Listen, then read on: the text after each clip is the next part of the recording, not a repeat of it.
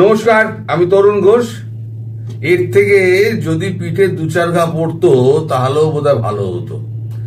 Doctor Yunus তিনি যে হোটেলে ওঠার কথা ছিল সেই হোটেলে তো ওঠেননি, আর একটা কম দামি সস্তার হোটেল সেখানে গিয়ে উঠেছেন। মানে 5 স্টারের জায়গা 3 স্টারে গিয়ে উঠেছেন। তা সেই খবরটা আওয়ামী লীগ পেয়ে গেছে কোন হোটেলে উঠেছে। সেই হোটেলটা এখন চারদিক দিয়ে তারা ঘিরে রেখে দিয়েছে। এখন ডক্টর ইউনূসের বেরোনো কোথাও খুব মুশকিল। তাই বলছি, এর থেকে 4টা যদি মাইল হইতো পিঠে সেটাও ভালো হতো। এখন এই যে লবিস্টকে ফিট করেছেন, ট্রাম্পের সঙ্গে যদি একটা ফটো সেশন করা যায়, স্টারমারের সঙ্গে যদি একটা ফটো সেশন করা যায়, সেটা এখন তো যা অবস্থা চলছে ভারতবর্ষের সঙ্গে মার্কিন যুক্তরাষ্ট্রের, তাতে ট্রাম্প এই সাহসটা করবে বলে তো আমার খুব একটা মনে হয় না। পাগল লোক হলো আসলে খুব শেয়ানা, সে জানে কোথা দিয়ে ব্যবসা আসবে, সে সেটার দিকে নজর আছে।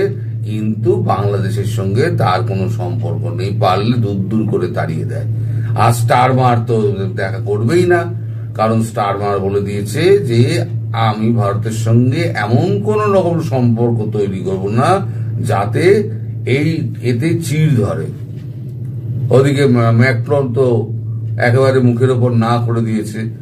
এখন উনি যে ওনার যে এই সংস্থা আছে, এই লিয়াজো সংস্থা আছে, লবিং যারা করে, তারা 3-4টে দেশের সঙ্গে, বড় বড় দেখবেন ফলাও করে কাগজে ছাপা হবে, যেমন কঙ্গো, রোয়ান্ডা, ভেনেজুয়েলা, পাকিস্তান, এদের রাষ্ট্রনায়কদের সঙ্গে সাইড লাইন বৈঠক হবে। মানে বুঝুন অবস্থা। ইন্টারন্যাশনাল খিলাড়িকে কেউ তো এখন পাত্তাই দিচ্ছে না ভাই। আপনারা যে বলেন আমাদের প্রধানমন্ত্রীকে ও চাওলা চাওলা চাওলা, ভাই নোবেল উইনারকে দেখা করছেন না, পাত্তা দিচ্ছেন না, অথচ মার্কিন প্রেসিডেন্ট চাওলাকে 5 বার ফোন করেন, চাওলা ধরে না। তাহলে কি বড় হলো ভাই? চাওলা বড় হলো নাকি নোবেল লরিয়েট বড় হলো? তো যাও, সে তো অন্য কথা। আপনারা যা খুশি তাই ভারতবর্ষের বিরুদ্ধে বলতে পারলে আপনারা খুশি হন, সে যে কোনো কারণেই হোক ভারতবর্ষের বিরুদ্ধে বিষোদ্গার করো। এখন ডক্টর ইউনূস তিনি তো হোটেলে বন্দী, তিনি কোনোভাবেই বেরোতে পারছেন না। এদিকে এই যে হেনস্থাটা বিএনপি হলো, বিএনপি এবং এনসিপি, এই যে হেনস্থাটা হলো, জামাতের লোকজনকে নিয়ে কিন্তু উনি বেরিয়ে গেছেন। জামাতের কোনো লোক ছিল না কিন্তু, ফলে জামাত চুপ। এদিকে বিএনপি এখানে 3 নম্বর ছাগলের বাচ্চাগুলো বাংলাদেশে লাফাচ্ছে, যেখানে আওয়ামী লীগ পাবো সেখানে মারবো। আরে তোরা গিয়ে তোরা ইউনূসকে ধর, যে আপনি তো লিডার হয়ে নিয়ে গেছিলেন। তাই লিডারের মতো যুদ্ধে, যেমন যুদ্ধে কি করে, যুদ্ধে যে হচ্ছে কমান্ডার, সে সবসময় সবার আগে থাকে, বলে মেরে পিছিয়ে আও, তাই তো? আর আপনি কি করলেন? আপনি পিছন দরজা দিয়ে পালিয়ে গেলেন, আর সামনে দিয়ে অরক্ষিত জায়গা দিয়ে আপনি বার করলেন কাকে? মির্জা ফখরুলকে। তাহলে বিএনপির কাকে পেটানো উচিত ছিল? এনসিপির নেতাগুলোকে পেটানো উচিত ছিল, ইউনূসকে জুতোর বাড়ি মারা উচিত ছিল, তা না করে আওয়ামী লীগের ওপরে রাগ। কই, মির্জা ফখরুলকে তো আওয়ামী লীগ তো কিছু করেননি, কোন সমর্থক কিছু করেননি মির্জা ফখরুলের, কারণ তার বয়স হয়েছে, তিনি সিনিয়র মানুষ, তাকে কেউ কোনো মানে একটু রাজাকার ফাজাকার বলে এ করে গালিগালাজ করেছে, কিন্তু ডিম মারা এই নোংরামিগুলো কিন্তু আওয়ামী লীগ করেনি, যেমন জারার ক্ষেত্রে করেনি, মহিলা বলে। কিন্তু যারা যদি ওই জায়গায় থাকতো, মানে আওয়ামী লীগের জায়গায় যদি যারা থাকতো, আর ওখানে যদি কোনো আওয়ামী লীগ কর্মী মহিলা থাকতেন, তাহলে যারা কি করতেন, ওখানে মাটিতে ফেলে চুলের মুঠি ধরে উনি টেনে তাকে আছাড় মারতেন। তফাৎ হলো এইটা, আওয়ামী লীগের দর্শনের তফাৎ আর এই রাজাকারের বাচ্চাদের, এই নাতনি যারা আছে, এই রাজাকারের নাতনি, তার তফাৎ হচ্ছে এইটা। যদিও ইতিহাস ভূগোল কারণই ভালো নয়, না মির্জা ফখরুলের ভালো, না জারার ভালো, না এনসিবি যতগুলো আছে রাজাকারের বাচ্চা, কারোর ইতিহাস ভূগোল ভালো নয়। সব কটার পূর্বপুরুষ হচ্ছে গিয়ে সব রাজাকার, শান্তি বাহিনীর সব নেতা, আহ্বায়ক, এই সমস্ত, তো এদের সমস্ত নানা দাদারা এই সমস্ত হয়ে রয়েছে। তাই এদের কাছ থেকে আর কি আশা করা যেতে পারে?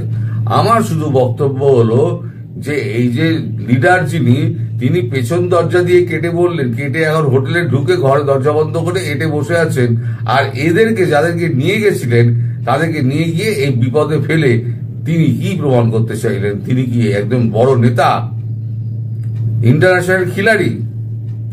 ইন্টারন্যাশনাল খিলাড়ি থেকে কেউ পাত্তাই দিচ্ছে না এখন।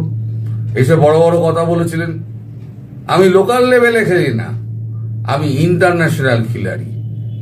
ইন্টারন্যাশনাল খেলোয়াড়, তার দৌড় তো দেখা যাচ্ছে হোটেলের মধ্যে বন্দি, হোটেল থেকে বাইরে বেরোতে পারছেন না, বেরোলে পচা ডিম তার জন্য রেডি আছে।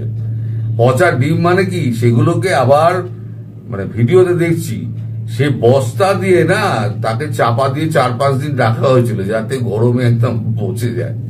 ওই পচা ডিমটা যদি গায়ের মধ্যে পড়ে, আপনি যতই সাবান আর শ্যাম্পু মাখুন, 7 দিনের আগে আপনার গা থেকে গন্ধ যাবে না।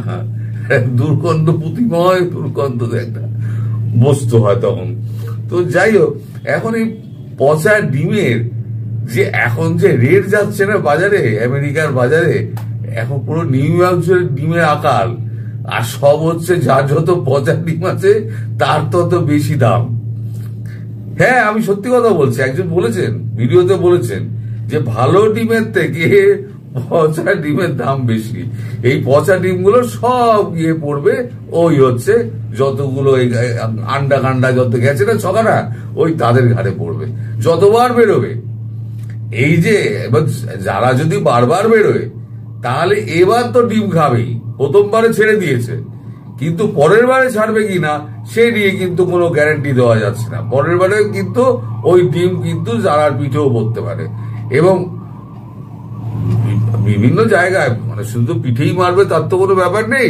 এখন মারতে গিয়ে হয়তো এতে পড়লো, গালে পড়লো, হয়তো মাথায় পড়লো, সেখানেও পড়লেই হলো। তো আরে ডিমটা পড়েছে হয়তো ওই আখতার নাকি তার পিঠে, কিন্তু আসল ডিমটা খেলো কিন্তু ডক্টর ইউনূস।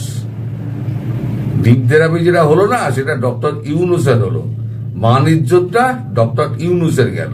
তবে উনি মান ইজ্জতের ভয়টা অত করেন না, উনি একেবারে চোখের চামড়া মোটা।